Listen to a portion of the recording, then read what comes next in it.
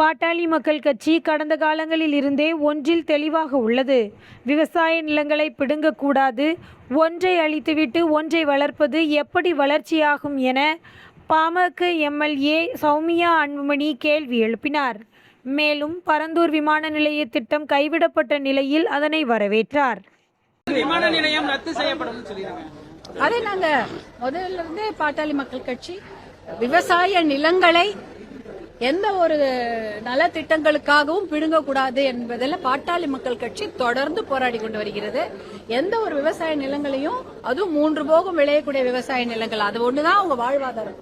அதை பிடுங்கி எந்த ஒரு நலத்திட்டங்கள், ஏன்னா இது நலத்திட்டம்னே சொல்ல முடியாது, சுற்றுச்சூழலுக்கு எதிரான திட்டம் கூட சொல்ல முடியாது. இது எப்படின்னா, நீடித்த வளர்ச்சிக்கான நலத்திட்டங்கள் இருந்தால் அது சுற்றுச்சூழலை கணக்கில் எடுத்துக்கொண்டுதான் செய்ய வேண்டும். அப்போ இது சுற்றுச்சூழலுக்கோ விவசாயத்துக்கோ எதிரான திட்டமாக இருந்தால் அது எந்த ஒரு திட்டமும் தேவையில்லை.